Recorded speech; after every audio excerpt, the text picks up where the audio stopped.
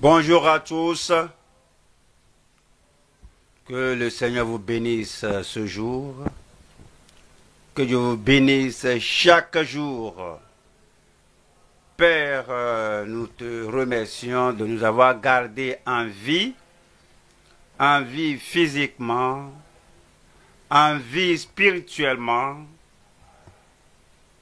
en vie pour t'écouter, en vie pour agir et pour vivre dans la direction de ta parole. Nous prions ce jour, comme tu as aidé dans le passé, aide-nous ce jour, afin que notre esprit, notre cœur, que tout ce qui est en nous se concentre sur ta parole et que nous vivions pour te plaire en toutes choses au nom de Jésus-Christ. Tu nous bénis, aide-nous à bénir les autres aussi. Merci Père pour la réponse. Au nom de Jésus, j'ai prié. Amen. Nous allons aux Hébreux chapitre 11. Nous allons voir les versets 23 et 24. C'était un moment difficile pour les Israélites en Égypte. Le roi, le pharaon, qui connaissait Joseph, était mort. Pendant que Joseph et tout ce que le Seigneur lui a donné était déjà en Égypte. 70 têtes avec Joseph, ses fils, 70 personnes des Israélites étaient en Égypte. Ils croissaient, ils se multipliaient. Du moment qu'ils étaient arrivés en Égypte, jusqu'au moment où ils ont quitté, c'est-à-dire sorti d'Égypte, ils étaient environ plus de 2 millions de personnes, en considérant la période entre leur entrée et leur sortie, le taux de croissance serait estimé en millions. Et Pharaon s'est levé dans sa peur et dans sa crainte. Voyant les Israélites qui se multipliaient, qui devenaient forts, que si une armée ennemie, livrait bataille contre eux et qui se joignait aux ennemis, il aurait triomphé. Il l'aurait emporté sur l'Égypte. Donc, il se levait pour comploter contre Dieu. Et Pharaon a proclamé un édit que les matrones tuent, les sages-femmes tuent les petits bébés, les mâles, les garçons, et que si les garçons sont éliminés, les filles, les petits bébés, les filles vont se marier aux Égyptiens. Il n'y aura plus d'Égypte. C'était le plan de Satan et c'est le complot de Pharaon. Mais personne ne peut vous vaincre. Lorsque Pharaon a vu que cet édit ne réussissait pas, donc il a ordonné, il a passé son instruction que partout qu'un garçon, un bébé mâle, garçon, serait né, qu'il soit jeté dans le fleuve. Rappelez-vous, c'est dans le fleuve, dans la mer, que Dieu a noyé Pharaon et son armée. C'est toujours une répercussion. C'est ce que les gens ont semé qu'ils moissonneront. C'est à l'époque du verdict terrible, lorsque les petits garçons, les petits mâles étaient jetés dans le fleuve. C'était en ce temps-là que la mère et le père de Joseph ont décidé de se marier. Le temps de l'ancienneté nationale, un moment de mort nationale pour tous les bébés mâles. Alors, quelle utilité de se marier en un pareil moment? La foi triomphe de l'ancienneté. C'était donc, c'est en ce temps-là que Moïse était né et par la foi, les parents ont vu la bonté de Dieu, ont vu le plan de Dieu. Lorsque vous êtes trop anxieux, lorsque vous inquiétez beaucoup des choses nationales qui se passent, vous allez oublier la promesse de Dieu, vous allez oublier sa fidélité à Abraham, à Isaac et à Jacob, et à vous. Vous connaissez bien l'histoire. Mais c'est ce que nous allons considérer ce matin. Comme nous allons voir Hébreux chapitre 11, le verset 23 au verset, du verset 23 au verset 24. Nous allons voir la foi non compromettante en temps d'ancienneté nationale. La foi non compromettante. La foi qui ne va pas fléchir devant Pharaon. La foi qui ne va pas céder, fléchir, se courber devant Pharaon. La foi qui ne va jamais reconnaître l'édit qui a été ou dit pour renverser, pour changer, pour effacer, pour détruire la prophétie et le projet de Dieu. Nous allons aux Hébreux, chapitre 11, verset 23. C'est par la foi que Moïse, à sa naissance, fut caché pendant 3 mois par ses parents, parce qu'ils virent que l'enfant était beau. Était beau, un enfant beau. Ce n'était pas n'importe quel enfant. Voici un enfant beau, spécial, qui va accomplir les desseins de Dieu, la sagesse et les projets de Dieu. Et pour toute la nation, il était beau et qu'ils ne craignirent pas l'ordre du roi. Ils n'avaient pas peur. La foi élimine la peur. La foi détruit la peur. La peur est totalement détruite par la foi. La peur, c'est lorsque vous regardez la terre et vous ne regardez pas le ciel. La peur, c'est lorsque vous considérez l'homme, le plus grand des hommes, Pharaon, le numéro 1, le numéro dans le pays numéro 1 de la terre à l'époque. Et la foi fait qu'on ne craint pas l'édit du roi.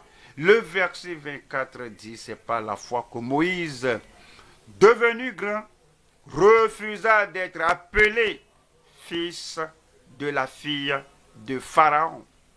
Nous allons voir 3 points au cours du message.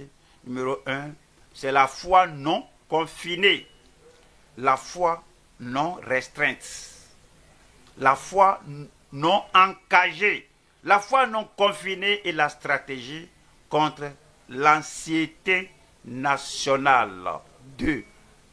Deuxième point, la foi non compromettante et le sacrifice contre l'absorption nationale. 3.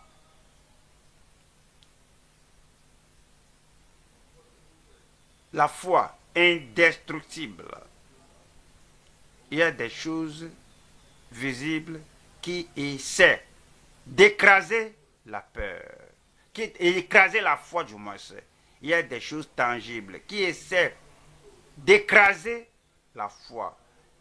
Que ces choses soient tangibles ou intangibles, que ces choses soient mesurables ou non mesurables, qu'ils soient visibles ou invisibles, votre foi en Dieu, votre foi dans sa parole, votre foi dans son soutien, votre foi dans son projet doit être invincible, indestructible par toute chose sur terre.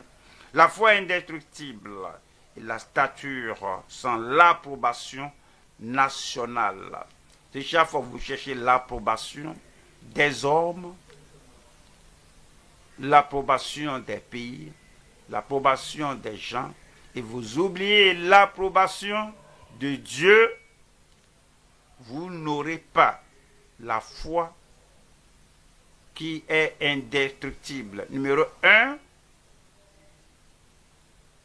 c'est la foi non confinée et la stratégie contre l'anxiété nationale.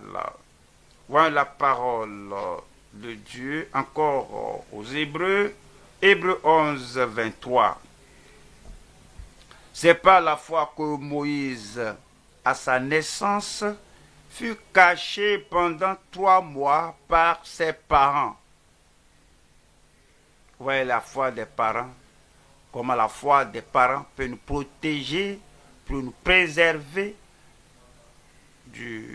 pour le devoir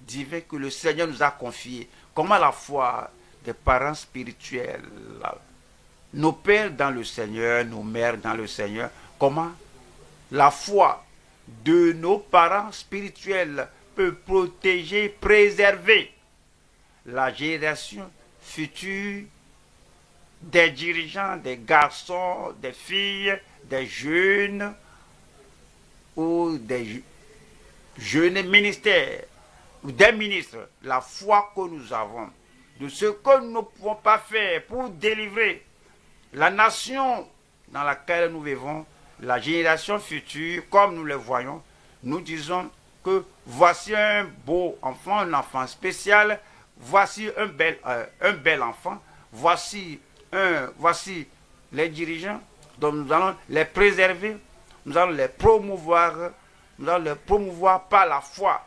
Et donc, ils seront en mesure de faire ce que nous n'étions pas en mesure de faire. Alors, ils ont vu que l'enfant était beau et qu'il ne craignit pas l'ordre du roi. Nous allons voir 3 sections ici, 3 sous-petits points.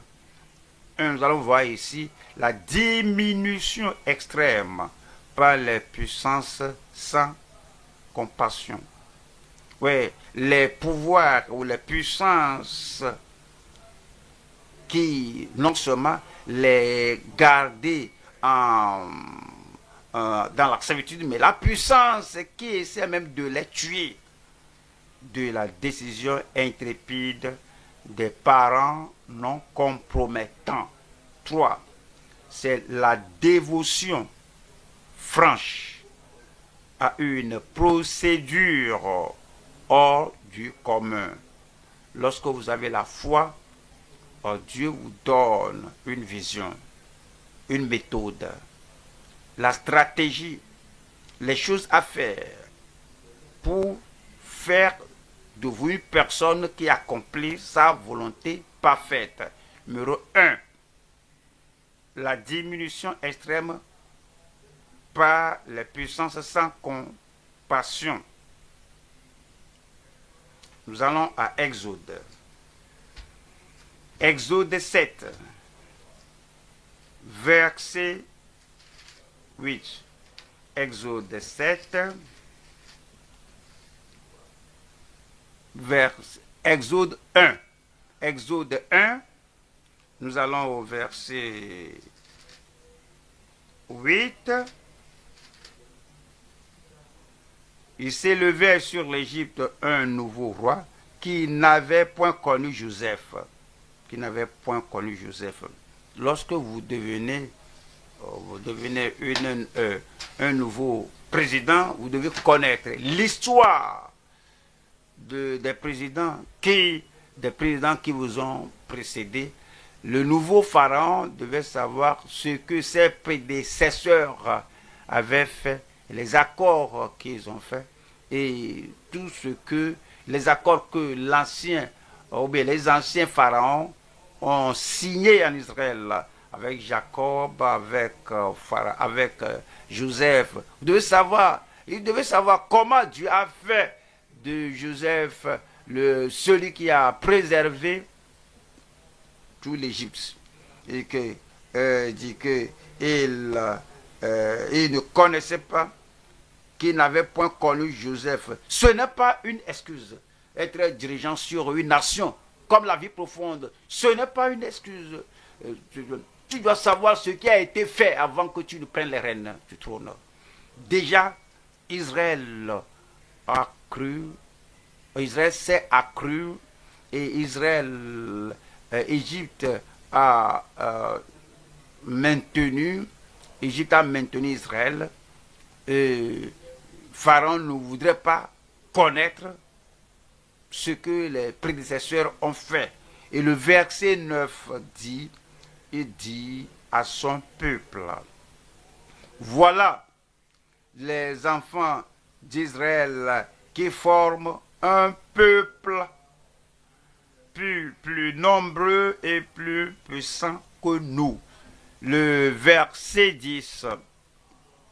Allons, montrons-nous habiles à son égard. La sagesse des pécheurs va finalement les détruire, ce qu'on appelle sagesse. La ruse, ce qu'il appelle sagesse. La méchanceté, ce qu'il appelle sagesse. Le meurtre, détruire la vie des autres. Et ils disent que allons montrons-nous habiles à son égard, empêchons qu'il ne s'accroisse et que s'il survient une guerre,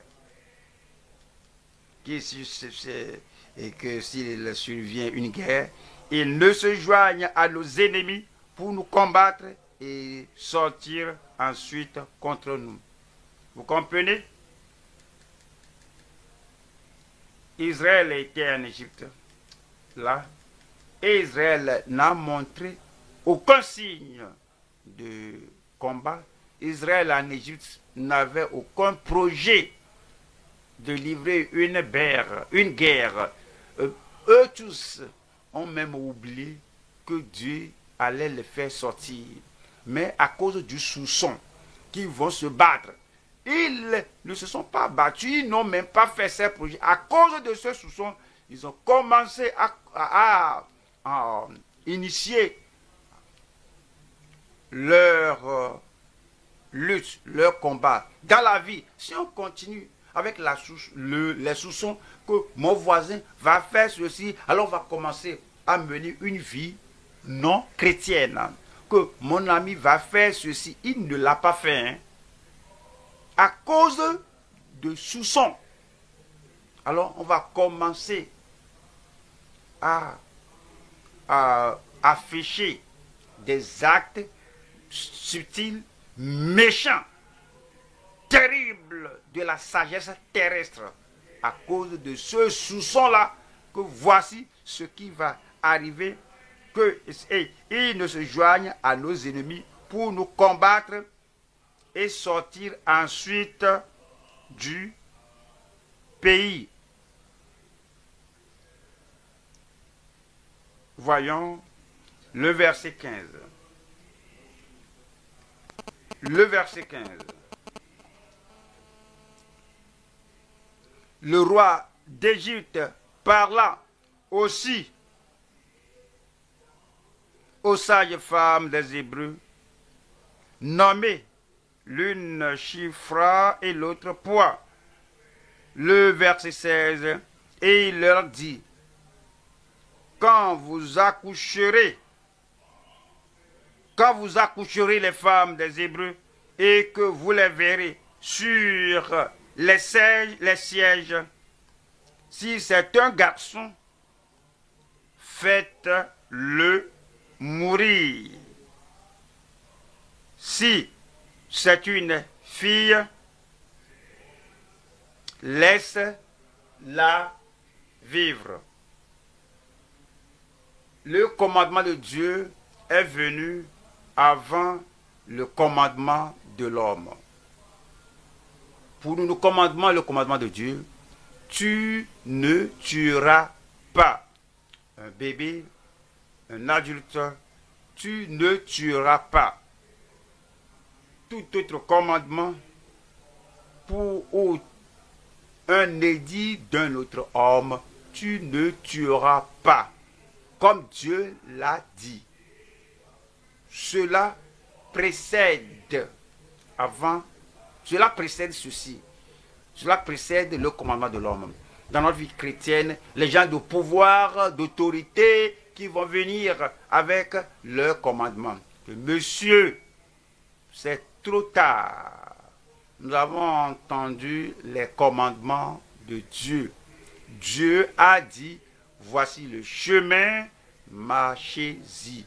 Tout autre pharaon, toute autre personnalité qui vient dire, fais ceci, ce qui est contraire, jamais. Le commandement de Dieu qu'il a donné, nous allons obéir au commandement de Dieu. Vous savez, c'est pourquoi les ministres pêchent. Le commandement est là. Allez partout le monde entier prêcher la bonne nouvelle à toute la création. Cela est venu en premier lieu. Et si quelqu'un, de quelque part, quelqu'un d'une partie du monde a un autre commandement, allez prêcher l'évangile social, non, monsieur. Christ, le prince de notre salut, Christ, le Seigneur, nous a donné un commandement. Il a dit, allez, enseignez-leur tout ce que je vous ai prescrit.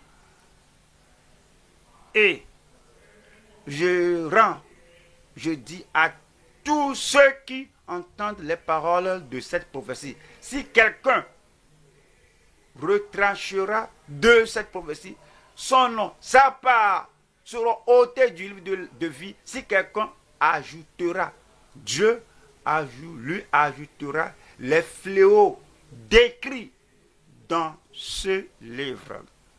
Et un autre pharaon, ne connaissant pas Jésus, un pharaon qui ne connaît pas les détails de la commission que Christ a donnée, maintenant dit, prêche ceci, ne prêche pas cela. Monsieur, c'est trop tard.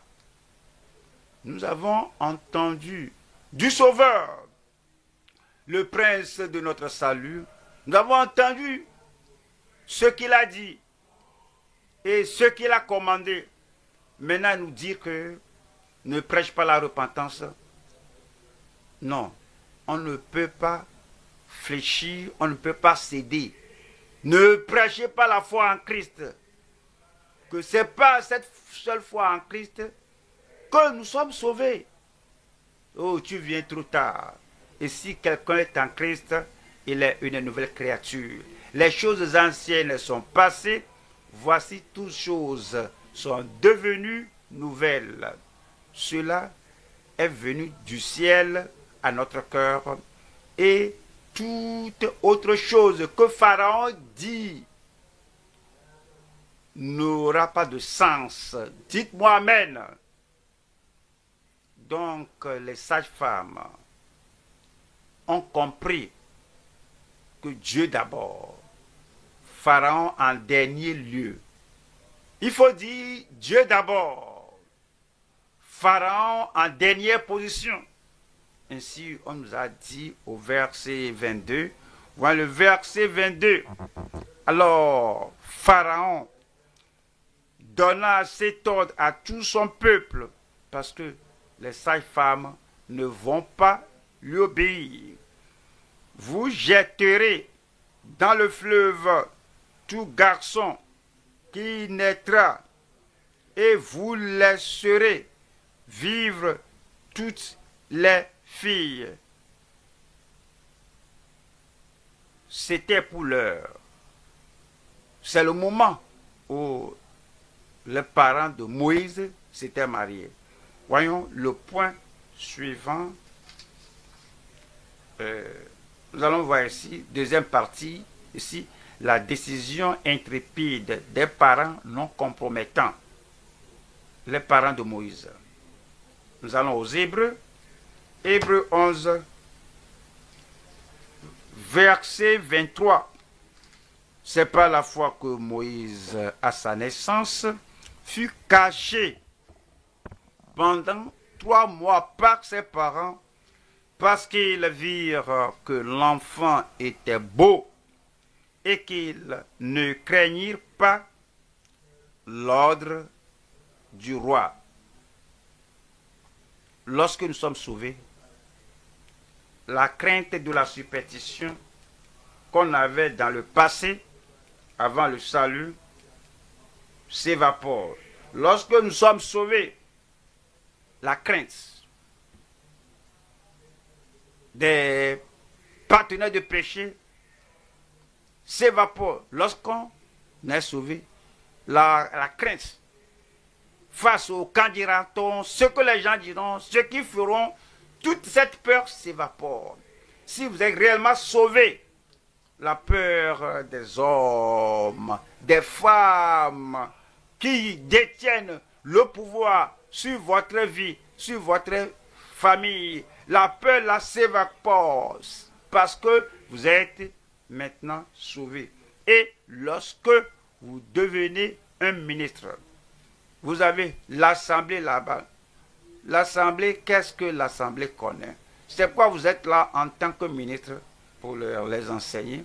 Et si il y a des personnalités dans votre assemblée qui ne connaissent pas la parole de vie, qui ne connaissent pas la parole du Seigneur et qui veulent se faire l'autorité finale, et si tu dis que si tu parles de la sainteté, ils vont ils vont se donner un malaise à cause de la sainteté, et ils vont vouloir initier la crainte, la peur dans votre cœur. Mais si vous êtes réellement un ministre de Dieu, et vous connaissez votre appel, vous connaissez ce que le Seigneur vous a donné à faire là-bas, vous n'allez pas peur, vous n'allez pas avoir peur d'eux. Parce que les parents de Moïse n'avaient pas peur de Pharaon, ni de son édit.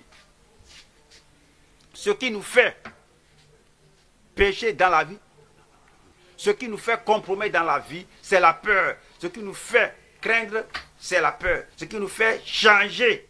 Et on va comme ça, on croit à la révélation de la parole de Dieu, on connaît la révélation de page à page. Et maintenant on a peur. On a peur. On ne peut pas continuer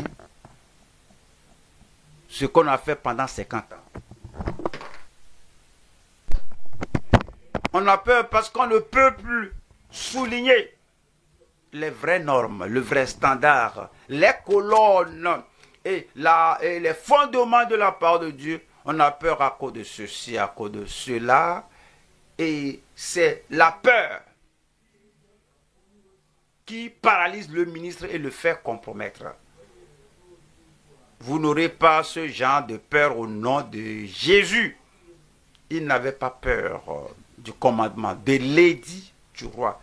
Et c'était la chose qui montre qu'ils avaient foi en Dieu.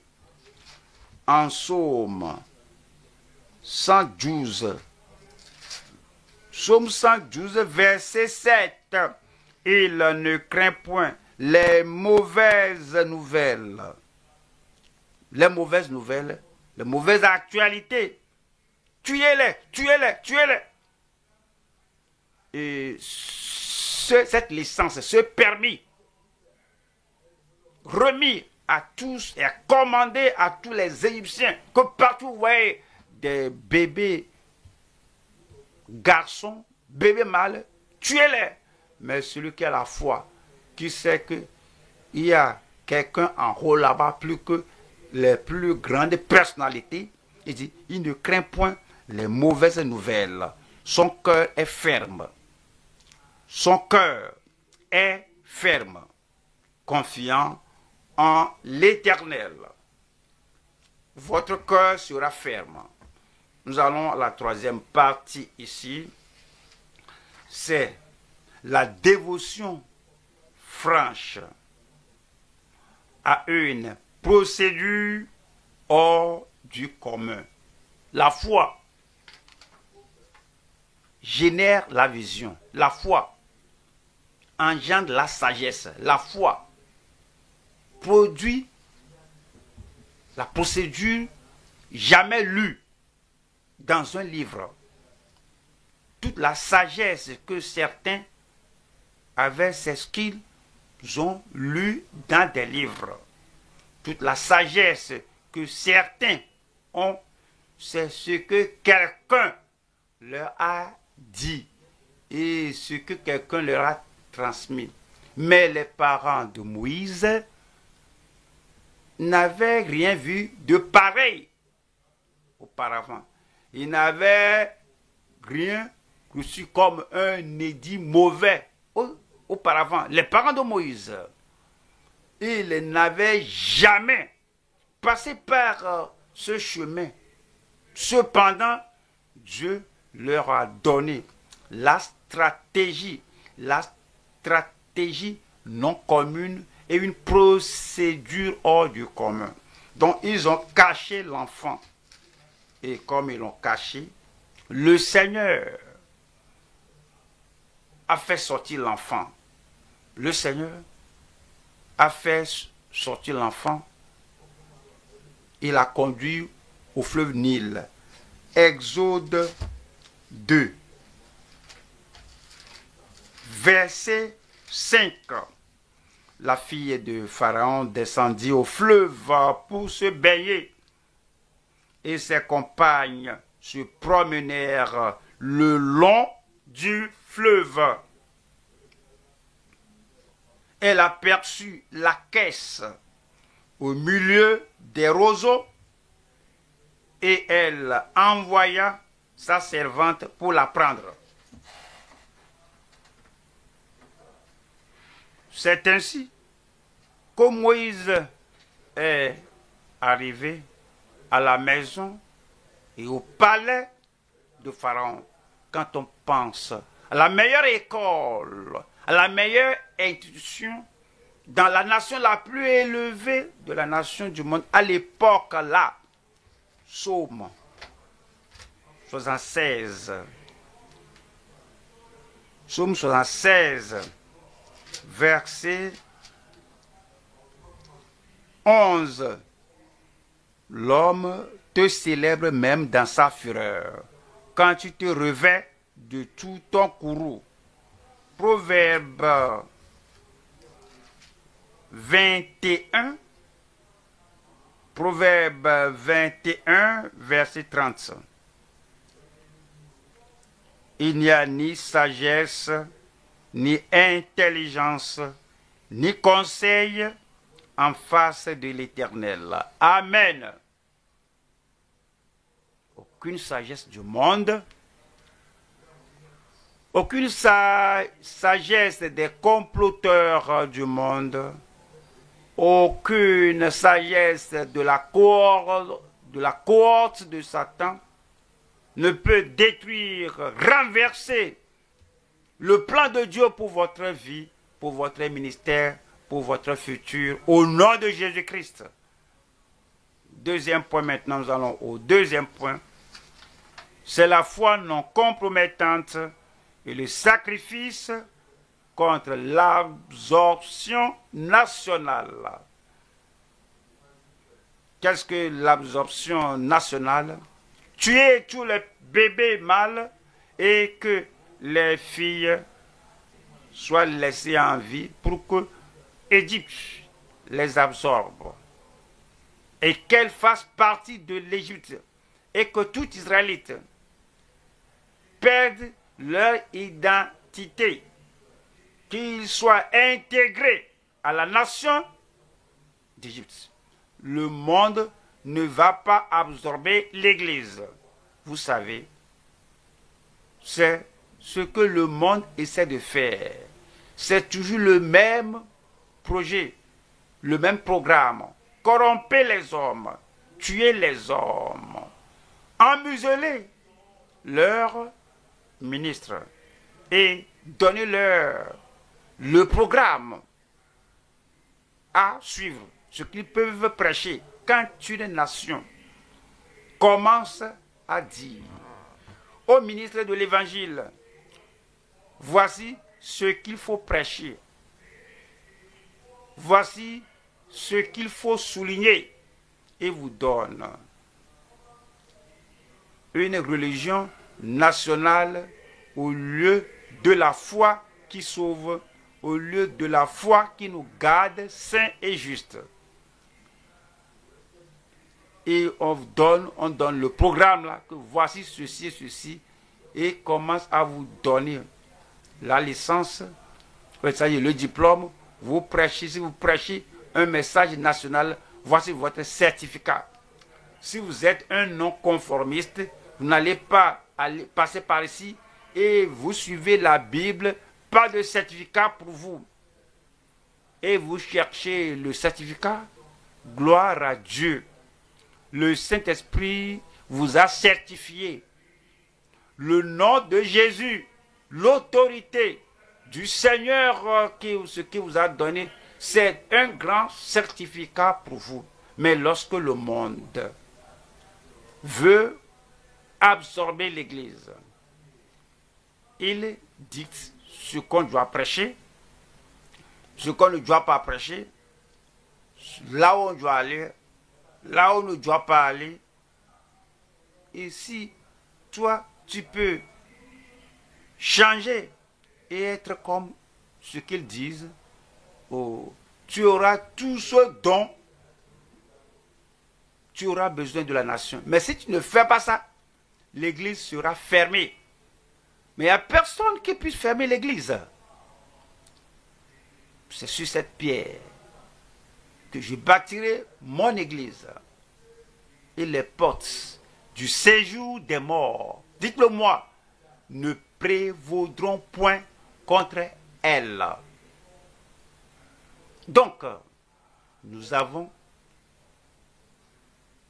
la foi non compromettante.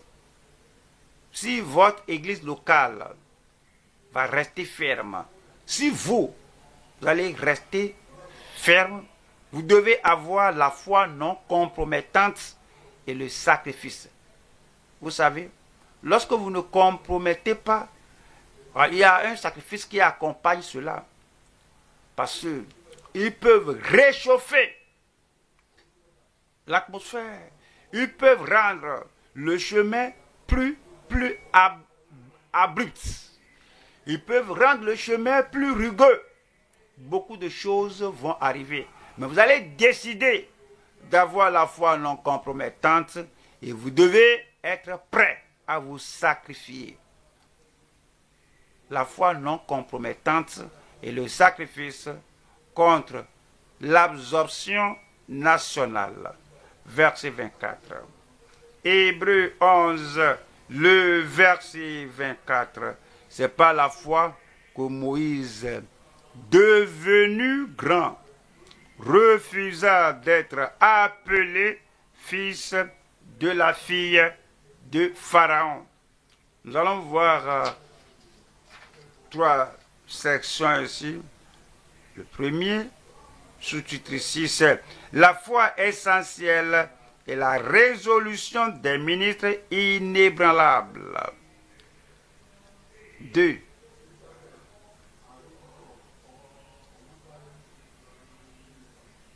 Numéro 1, c'est la foi essentielle et le refus d'un Moïse désintéressé. 2. La foi essentielle et la résolution des ministres inébranlables. 3. La foi décroissante et la rétrogradation des messages instables. Première partie ici, la foi exceptionnelle et le refus d'un Moïse désintéressé. Et le refus d'un Moïse désintéressé. Hébreux 11, le verset 24. C'est pas la foi que Moïse, devenu grand, c'est quoi ça? Il est parvenu à l'âge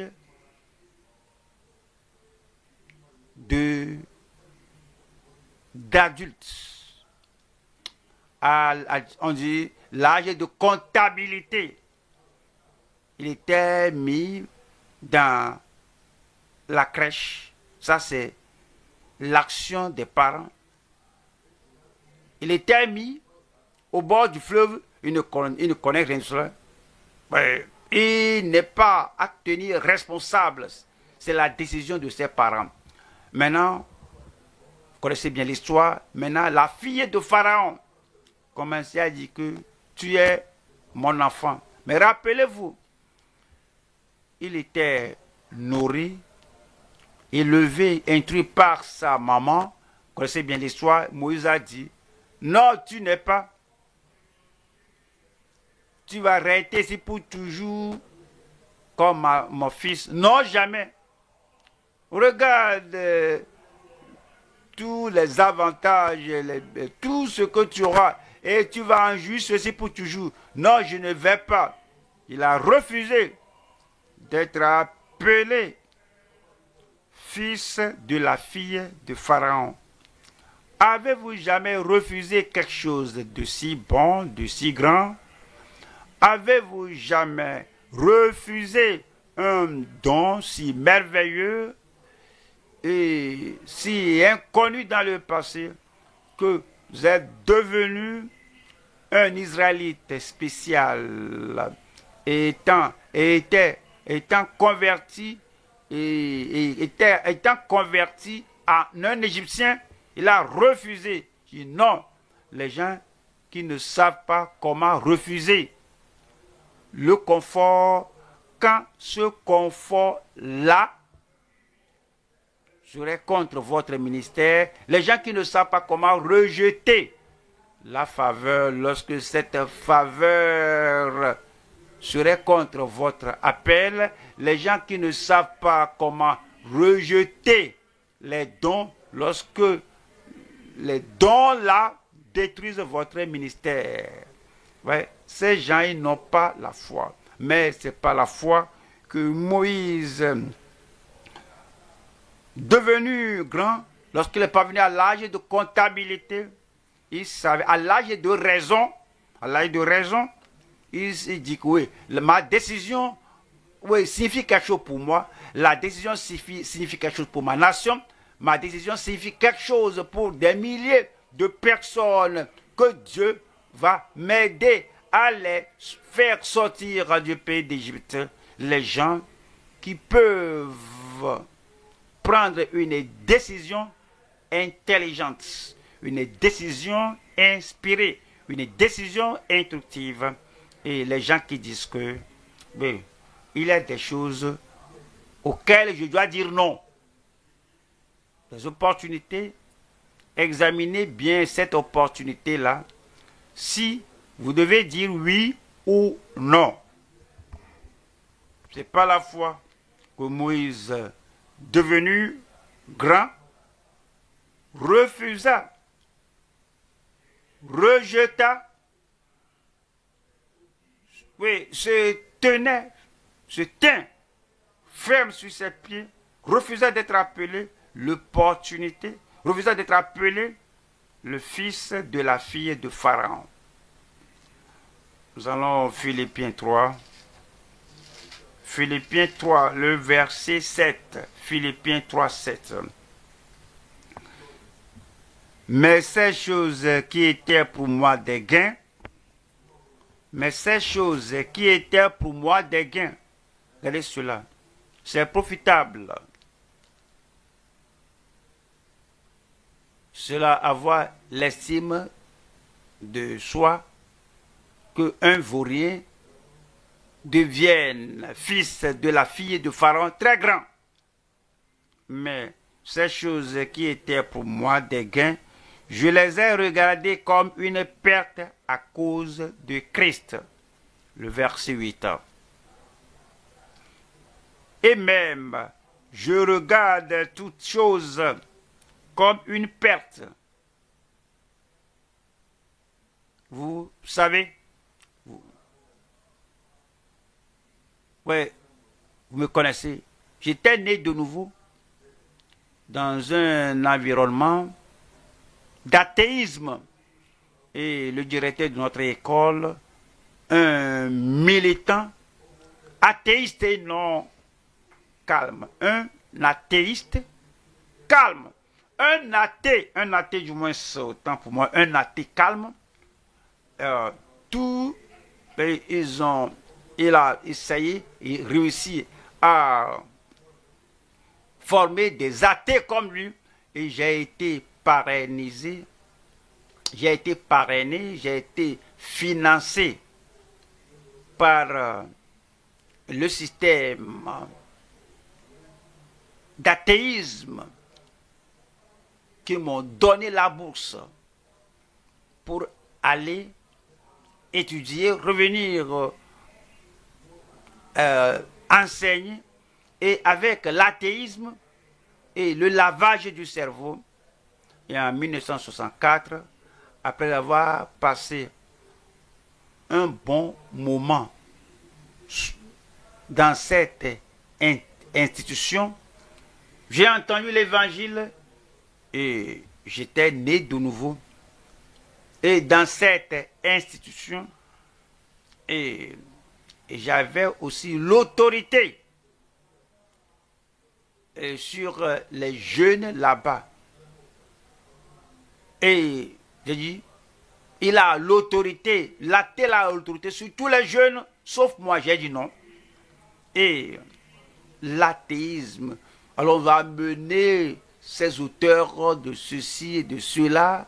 J'ai dit, pour moi, non. Est-ce facile? Qui cherche l'aise? Est-ce un plaisir? Qui cherche le plaisir?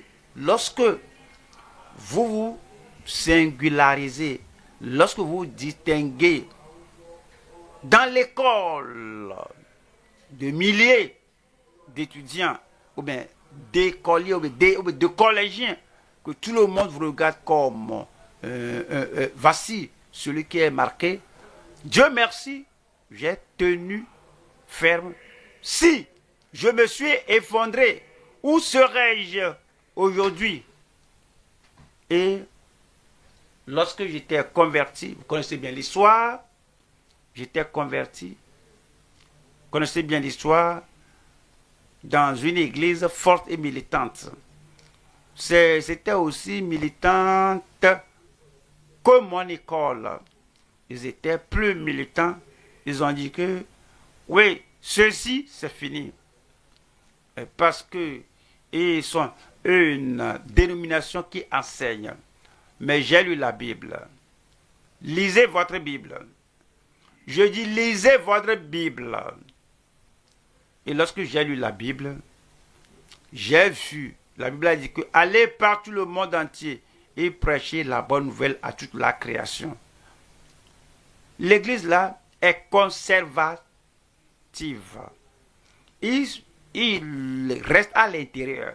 Si tu n'es pas ordonné et qu'on ne verse pas l'huile d'ordination sur toi, tu n'as pas le droit d'ouvrir ta bouche dans la communauté, parler à quelqu'un au sujet de Christ le Sauveur. J'ai dit, non, ceci n'est pas bon.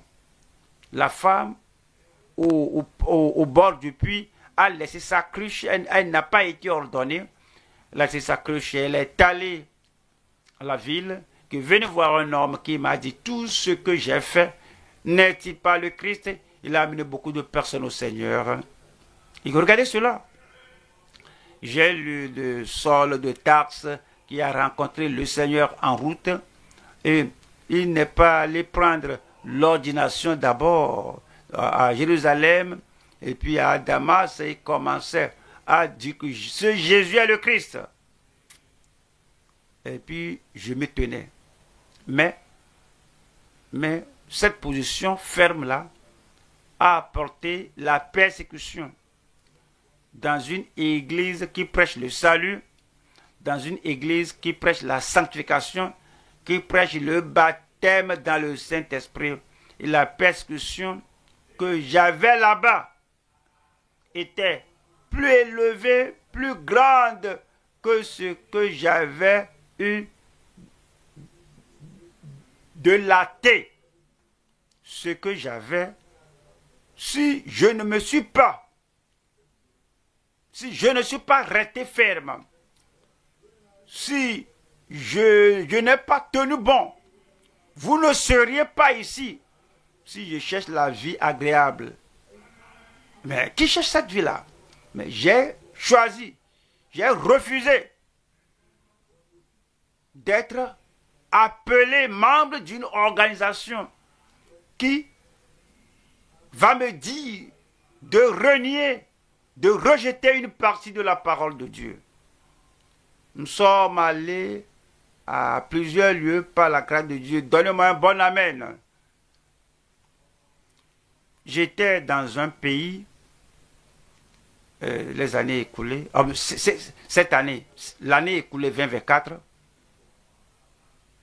et nous allons tenir disciple là-bas. On allait tenir disciple là-bas et l'un des ministres s'est rappelé et il a dit ouvertement que lorsque cet homme se référant à moi, que lorsqu'il était venu ici pour la première fois dans notre pays ici, nous parlons de 1978, une longue date, que lorsqu'il a prêché, tous les ministres m'ont appelé et m'ont dit, ceci-là, que tu prêches là, ça ne peut pas réussir ici. Je dis, mais que voulez-vous dire? La repentance, la restitution, la justice, que ne vont pas réussir ici.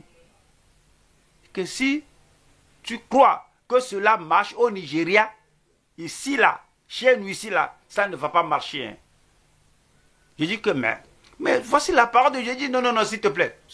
Nous te disons que cela ne va pas marcher ici là. Et avec tous les convertis que nous avons, et j'ai commencé le disciple-là, la vie des disciples, on a tenu la croisade là-bas, on a plus de 730 disciples, on va vers eux, je leur prêche, on les forme lorsqu'on m'a dit que cela ne va pas marcher ici. Et je suis resté avec la parole de Dieu. La semaine prochaine, je suis retourné chez moi. 730 personnes des 730 personnes, nous sommes restés là au 30, nous sommes restés là-bas nous sommes revenus à 30. Le nombre est revenu à 30. Que cet homme-là, lui, il est fanatique. Ces gens sont allés parler aux gens. Et que les gens quittaient. Que nous l'avons dit que cela ne va pas marcher ici. Hein. Mais je vous dis que le pays là maintenant, c'est le pays qui suit Nigeria. En effectif de la vie profonde. Sur la base d'avoir cette foi exceptionnelle et le refus de compromettre. Vous n'allez pas compromettre. Les choses que je regarde comme une perte à cause de... Mais ces choses qui étaient pour moi des gains, je les ai regardées comme une perte à cause de Christ. Et même je regarde toutes choses comme une perte à cause de l'excellence de la connaissance de Jésus-Christ, mon Seigneur, pour lequel j'ai renoncé à tout. Et je les regarde, j'ai souffert. Dans le passé, j'ai souffert. Cependant, présentement, je les regarde comme de la boue afin de gagner Christ. Puisse le Seigneur vous aider, que la vie profonde ne suive pas la voie de la résistance. Dieu merci, je me réveille à 6 heures, je me réveille pour venir ici à l'injection de foi. Vous avez oublié votre amen.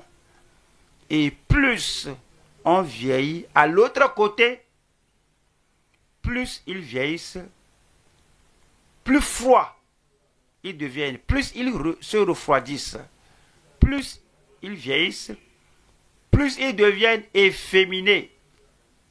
Mais quant à moi, mais pour vous, plus nous vieillissons, plus forts nous devenons. Plus consacrés et engagés nous devenons. Et aucun pharaon, aucune fille de pharaon ne peut vous lier. Nous allons à la deuxième partie ici. C'est la foi essentielle et la résolution des ministres inébranlables. Les ministres inébranlables. Les vents ne peuvent pas les balloter. Les idéologies ne peuvent pas les renverser. Nous tenons avec le roc antique et le roc des âges, le roc de Gibraltar. Nous allons à Deutéronome. Le Deutéronome 5. Deutéronome 5, 32. Vous ferez avec soin ce que l'Éternel, votre Dieu, vous a ordonné.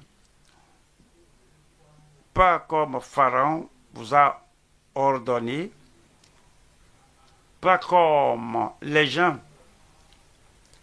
avec l'autorité du jour vous ont ordonné. Mais ce que le Seigneur a ordonné, la parole est infaillible que Dieu a donnée, et Dieu ne vous a pas donné la licence, le permis pour changer sa parole, pour retrancher de sa parole, pour ajouter à sa parole, pour modifier sa parole. Nul dans l'Église, dans cette Église ou dans d'autres églises sur terre, personne n'a le droit d'éditer la parole du Dieu Tout-Puissant. Vous ferez avec soin ce que l'Éternel, votre Dieu, vous a ordonné.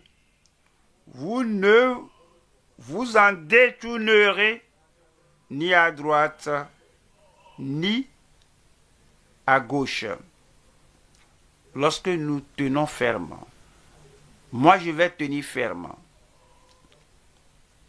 Il nous dit, nous allons à Josué 11.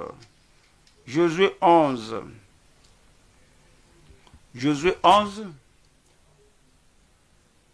Josué chapitre 11, verset 15. Josué exécuta les ordres de l'Éternel à Moïse, son serviteur, et de Moïse à Josué. Il ne négligea rien de tout ce que l'Éternel avait ordonné à Moïse. Voyons la troisième partie ici. Numéro 3. la foi décroissante et la rétrogradation des messagers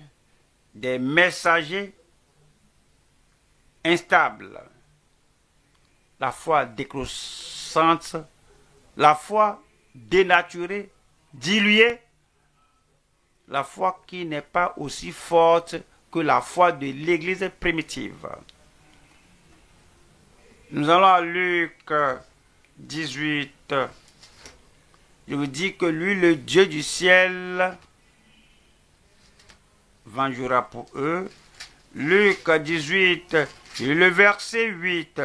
Je vous le dis, il fera promptement justice, mais quand le Fils de l'homme viendra, trouvera-t-il la foi sur la terre? Quelle foi trouvera-t-il quand il viendra? Quelle foi trouvera-t-il en vous, en toi? La foi prudente, la foi compromettante, lorsque le Fils, mais quand le Fils de l'homme viendra, trouvera-t-il la foi sur la terre? Trouvera-t-il la foi dans votre cœur? La foi sur la terre? Nous allons aux Hébreux. Hébreux 10, 38. Et mon juste vivra par la foi. S'il vous plaît, comprenez. Le vivant vivra par la foi d'Abel.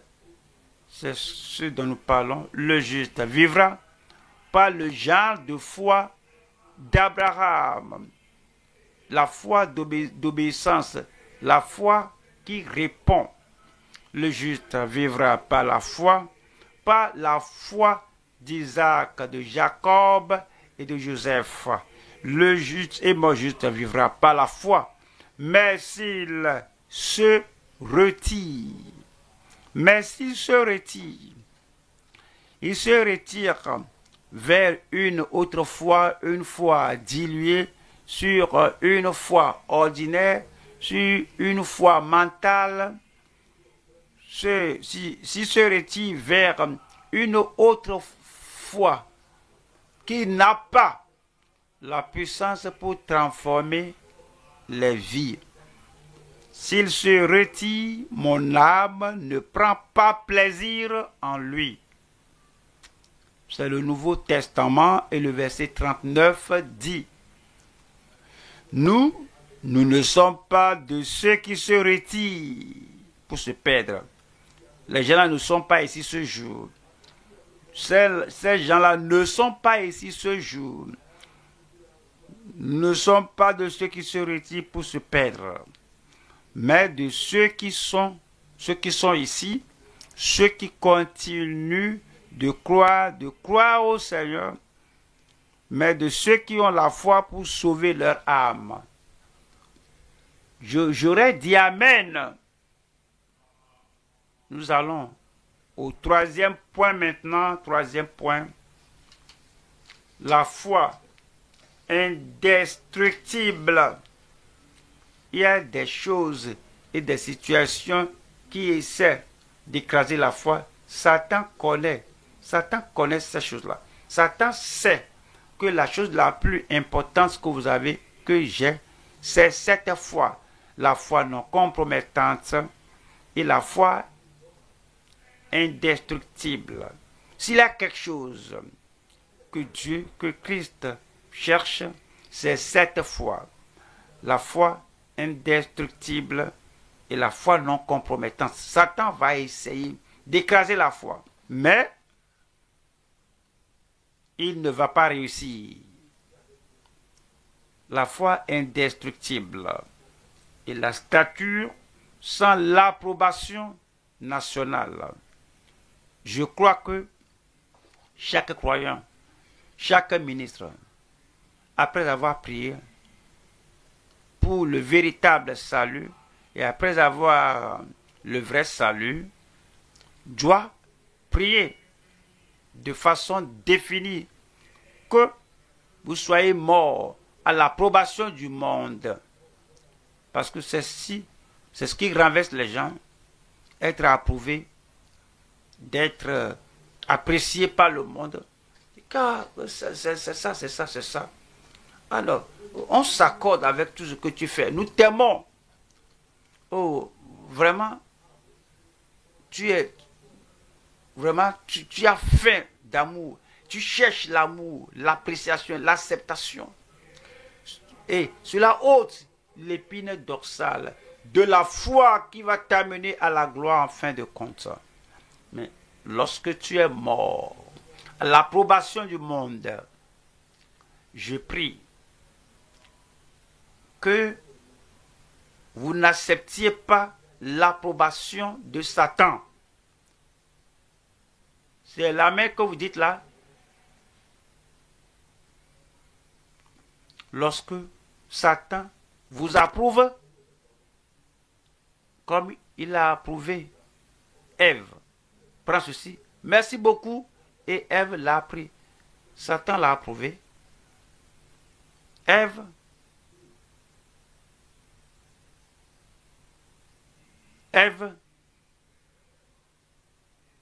fais-toi une faveur. Donne ça à ton mari. Ève a fait cela. Elle a reçu l'approbation du serpent, de Lucifer. Et c'était un mauvais jour. Un jour mauvais lorsque vous avez l'approbation de Lucifer. Je n'aurai pas l'approbation du diable. Vous devez être mort. L'approbation nationale, l'approbation des pécheurs, l'approbation de Pharaon et l'approbation du monde. C'est le seul moyen par lequel vous pouvez garder la foi indestructible. Nous allons aux Hébreux 11, verset 24. C'est par la foi que Moïse, devenu grand, refusa d'être appelé fils de la fille de Pharaon. Pourriez-vous penser que aurez-vous pensé au nom que la fille de Pharaon va donner à Moïse? Dit que tu es ingrat, je t'ai sauvé de la noyade. Nous t'avons donné une éducation spéciale, une formation spéciale. Et maintenant, tu nous rejettes, tu nous désavoues, tu refuses d'être appelé ma fille, mon fils, je t'ai nourri, je t'ai formé, j'ai payé à ta maman d'avoir pris soin de toi. Maintenant, tu me désavoues. Alors, on va voir ça. Mais il a entendu tout cela, mais il a refusé. Je prie que quand il nous faut refuser, qu'on refuse. Quand nous devons refuser, nous allons refuser. Vous savez, j'y pense. Mon directeur là, mon directeur au collège qui nous a enseigné la discipline, un homme violent dans l'armée au cours de la Seconde Guerre mondiale. Il l'a amené à l'école, il nous a formés, il nous a enseigné comment se tenir, même si le monde entier est contre vous. Il a passé par cela, il a traversé cela et il nous vient enseigner comment il faut vivre. Il n'était pas croyant, il a dit, il faut apprendre à dire non au monde. Il n'était pas croyant, hein, mais il nous a enseigné cela. Il nous dit que l'anglais était le numéro 1. C'est lui qui nous a enseigné. Sa femme, une anglaise, nous a enseigné tout l'anglais que je connais. Et comment amener les choses, le verbe, les conjonctions, tout ce que j'ai appris, c'est de ces gens-là. Mais lorsque j'étais né de nouveau, converti, et j'ai pris ma position, c'est comme, hé, toi, garçon, viens ici, là. Mais nous t'avons tout enseigné, non? Nous t'avons formé en toutes choses. Mais nous t'avons même donné une bourse pour t'as donné la scolarité. Tu as étudié gratuitement. Mais tout ce que tu es maintenant, tu nous dois ça. Mais je dois dire non. Vous allez dire non. C'est ainsi que vous pourrez rester avec votre foi indestructible et maintenir la stature que vous devez maintenir sans l'approbation nationale. Nous allons voir trois sections ici. Premier sous-point ici. Sa fortitude, c'est-à-dire son courage. Sa fortitude et sa révolte contre la domination terrible. 2. C'est sa foi et sa stature en tant qu'un libérateur tenace. 3. La faveur de l'esprit dans un défenseur imposant. Numéro 1, c'est sa fortitude, son courage et sa révolte contre la domination terrible. L'Égypte voudrait dominer, assimiler Israël. Mais cet homme, tout seul, s'est distingué, s'est dressé contre cela. Dieu a dit à Ézéchiel, je cherche un homme qui se tienne à la brèche et je n'en trouve pas. Le Seigneur cherche un homme ce jour. Y a-t-il un homme qui soit disponible? Y a-t-il un homme qui soit disponible là-bas? Qui enverrai-je et qui marchera pour nous? Où est l'homme là? Où est la femme là? Me voici, Seigneur, envoie-moi. Est-ce que nous pourrons le dire ensemble? Me voici, Seigneur, envoie-moi. Voyons numéro 2 ici. C'est sa foi et sa stature en tant qu'un libérateur tenace. Vous vous rappelez bien? Moïse était allé vers Pharaon. Laisse mon peuple aller. Et toi là, quel est ton peuple, il va où? Et ne t'approche plus de moi ici. Et puis il est retourné. Laisse mon peuple aller. Et Pharaon a dit, jamais. Et j'ai dit à tous les chefs de corvée, ces gens-là ont la vie facile. C'est pourquoi ils sont ainsi. Enfin, il faut augmenter leurs travaux quotidiens. Ne leur donnez pas de paille, ne leur donnez rien du tout. Les anciens d'Israël ont dit, Moïse, regardez ce que tu nous as amené. Depuis que tu es venu, nos tâches sont augmentées et nous avons maintenant une oppression terrible. Vous devez être tenace dans cette condition. Et il est retourné vers Pharaon. Laisse mon peuple aller. Il dit qu'il ne va pas les laisser aller. Alors Moïse a jeté la verge qui est devenue un serpent. Il a repris, il est devenu un bâton d'Assami. Quoi? Pas grand-chose. Que les maïciens égyptiens aussi peuvent le faire. Et maïciens, venez. Ils ont fait cela. Et le cœur de Pharaon s'était endurci. Mais je vous dis, si vous êtes ténace, le cœur endurci ce jour sera adouci demain. Il est retourné, il est retourné, il est retourné, jusqu'à ce que Pharaon ne puisse supporter cela. Il dit, Moïse, alors écoutez-moi. À la prochaine fois que vous verrez mon visage, vous mourrez. Ouais. Quelqu'un peut vous dire que vous mourrez, tu mourras. Est-ce qu'il était mort? Qui était mort? Les premiers-nés. Le premier-né de chaque maison en Égypte, en ville, dans les palais, dans les bidonvilles, dans chaque ville, tous les premiers-nés étaient morts en Égypte. Vous ne verrez plus mon visage. D'accord. Pharaon a envoyé chercher Moïse. Mais tu nous as dit de ne plus voir ton visage.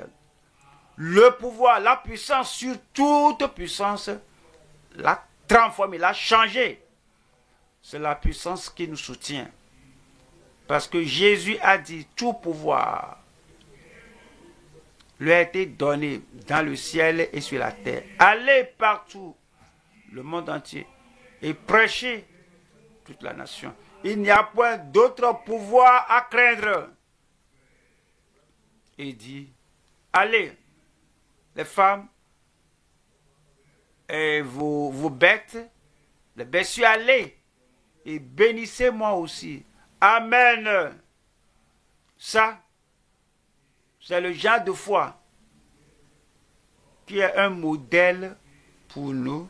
La foi est la statue d'un libérateur tenace. 3. La ferveur de l'esprit dans un défenseur imposant. Un défenseur imposant de la foi qui ne va pas trembler, qui ne va pas compromettre, qui ne sera pas intimidé par un pouvoir, par une personnalité. C'est ainsi qu'on peut être un défenseur de la foi, étant imposant. Et vous savez, lorsqu'ils étaient à la mer Rouge, la mer était devant eux, des milliers de personnes, ils n'ont pas appris à nager en Égypte. Le seul fleuve était le fleuve Nil. Alors, le fleuve Nil était vraiment gardé parce que c'est la vie de la nation égyptienne. Il n'y a personne qui soit permis de se nager comme ça. Ils ne savaient pas nager. Des milliers de personnes, 2 millions au moins, et le fleuve était devant eux. Si maintenant ils sont arrivés à la mer Rouge, et maintenant l'ennemi, l'ancien ennemi terrible, les chars d'Égypte, et Pharaon lui-même les conduisait. Et lorsque les Israélites ont vu devant eux la mer et derrière eux Pharaon et tous ses chars et toute leur armée, et le meilleur dans leur armée, tout le monde venait. Les Israélites tremblaient. Ils sont vus, mais pourquoi nous sommes ici? N'est-ce pas mieux pour nous d'être des esclaves à vie que de nous plonger dans une telle situation et que le défenseur imposant, le défenseur courageux dit, ne craignez pas. Je vous dis ce matin, ne craignez pas, parce que ces Égyptiens que vous voyez ce jour, la captivité, l'oppression, les tâches, l'intimidation des siècles, tout cela va prendre fin aujourd'hui. Et Dieu a dit au peuple de marcher, qu'il ne reste pas sur place. Il y a des moments où il faut rester en place. Il y a des moments où on avance. Nous avançons. Votre temps sonne, nous avançons. Et Dieu a dit, Moïse, Moïse, étends le bâton là. Faut pas agiter le bâton là. Il faut seulement éteindre le bâton. La puissance n'est pas dans le fait de l'ajouter, de frapper quelque chose. La puissance, c'est dans l'obéissance à la parole. Et tant la verge là, et il a étendu le bâton, et ce qui ne s'est jamais produit, s'est produit. La mer était partagée en deux. Et alors, il y a le chemin sec donné à des millions de personnes qui ont traversé jusqu'à l'autre bord. Je peux traverser jusqu'à l'autre bord. Moi, je traverse jusqu'à l'autre bord. Et tous sont allés à l'autre bord. Nous allons tous traverser à l'autre bord. Je traverse jusqu'à l'autre bord. Moi, je traverse jusqu'à l'autre bord. Quel que soit ce que font les autres, je traverse jusqu'à l'autre bord. Ils sont arrivés finalement à l'autre bord. Les Égyptiens, vous voyez, il y a un temps où la rébellion, où la récalcitrance peut ôter la vie de quelqu'un, détruire la vie de la personne sur terre. Ils étaient récalcitrants, ils étaient têtus. Ce que Israël peut faire, l'Égypte peut le faire. Non, non, monsieur, non, ça ne peut pas.